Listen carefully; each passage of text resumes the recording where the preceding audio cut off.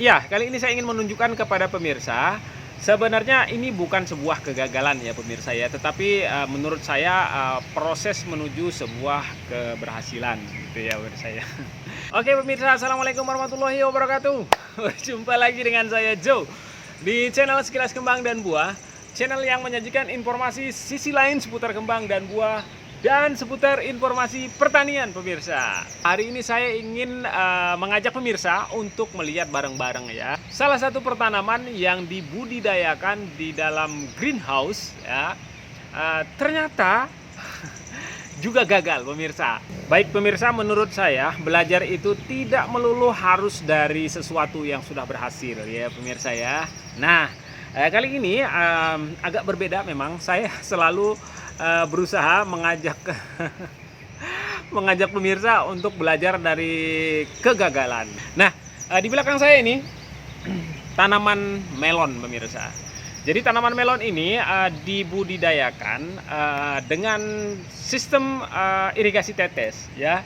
Dan dibudidayakannya juga tidak main-main ya, tidak main-main, tetapi menggunakan greenhouse ya, di dalam greenhouse. Yang notabene kita bisa meminimalisir resiko-resiko yang terjadi ya kalau di greenhouse ini, seperti serangan hama, kemudian suhu udara, kemudian intensitas cahaya mataharinya bisa kita atur lah begitu. Namun demikian pemirsa, apa yang menyebabkan budidaya tanaman melon yang sudah sedemikian rupa tekniknya itu, teknologinya itu sudah dilakukan dengan cukup baik, kemudian bisa mengalami kegagalan seperti yang pemirsa lihat di belakang saya ini. Baik pemirsa, atas dasar itulah saya berdiri di sini, kemudian menginformasikan ke pemirsa, ingin berbagi ke pemirsa, ingin mencari bareng-bareng ke pemirsa, kira-kira nih apa yang menyebabkan tanaman melon yang di belakang saya ini menjadi seperti ini pemirsa. Baik pemirsa, kita langsung cek aja teknik budidaya yang diterapkan di pertanaman melon yang ini ya pemirsa ya. Oke? Baik pemirsa, kita coba cek ini. Sebenarnya teknologi pengairannya sudah cukup cukup canggih juga ya ini pemirsa, dengan menggunakan irigasi tetes. Artinya bahwa jadi kontrol pengairannya menurut saya ini sudah sangat sudah sangat terjamin dan bahkan bisa dibilang aman banget ya dari kekurangan air dan pemupukan. Oke pemirsa, saya ingin mengabarkan bahwa tanaman melon yang ada di belakang saya ini adalah hasil praktikum mahasiswa Politeknik Pembangunan Pertanian Yogyakarta. Ya, yang biasa saya lihat dan pernah saya praktekkan dulu ketika masih kuliah juga ya. Jadi buahnya kita taruh di ketiak daun yang ke-6 atau ke-7 gitu kan. Tapi ini sampai ketiak daunnya yang tinggi banget nih. Sampai setinggi saya nih. Jadi di atas banget nih. Nah, ini yang bikin saya penasaran nih. Makanya saya tanya teman-teman, apakah sengaja buahnya ditaruh setinggi ini atau bagaimana gitu kan. Ternyata jawabannya tidak pemirsa. Ini tanaman ini memang menurut mereka ada masalah gitu kan. Nah, itulah yang mau kita coba cari tahu masalahnya itu di mana gitu kan. Iya, padahal teknologi pengairannya, kemudian pupuknya itu tuh sudah diperlakukan sangat bagus.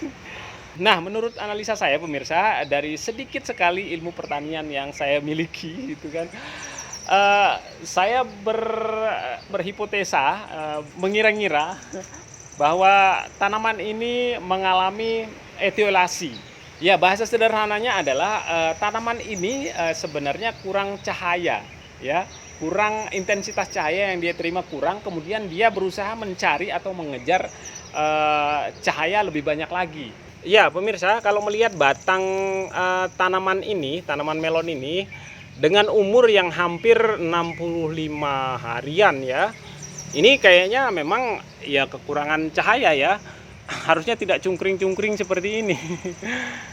Oke. Ya, tingginya hampir mencapai 4 meter nih ke atas nih. Ya, saya baru melihat juga melonnya seperti ini. Nah, sementara ini kita lihat ya memang ini nih apa atapnya si greenhouse-nya ini cukup tebal sekali sehingga intensitas cahaya yang masuk ke dalam greenhouse ini sangat minim sekali ya. Sementara tanaman melon ini tidak boleh kurang cahaya dia nih melon ini ya. Ya, pemirsa, ternyata proses budidaya dengan teknologi yang cukup canggih ya. Kalau misalnya kita tidak memperhatikan hal-hal yang lain, tetap juga hasilnya tidak bisa maksimal alias seperti yang sudah kita saksikan pemirsa. Iya pemirsa, ternyata dalam proses budidaya tanaman, mau tanamannya melon, mau tanamannya terong, mau tanamannya cabai, banyak hal yang perlu kita harus pertimbangkan ya pemirsa ya. Jangan sampai luput kalau misalnya apalagi terlebih lagi tanaman-tanaman jenis hortikultura yang memang tingkat ekonomisnya tinggi gitu kan, budgetnya cukup gede. Jangan sampai keliru ya mengambil keputusan pemirsa. Pelajari dulu yang benar-benar gitu kan. Jangan sampai mencoba di tempat yang sudah sedemikian apinya ini kemudian hasilnya menjadi seperti ini. Eman-eman ya pemirsa ya. Baik pemirsa, mudah-mudahan informasi yang sangat singkat ini bisa bermanfaat, tetap berkah dan menjadi buah yang baik. Wassalamualaikum warahmatullahi wabarakatuh.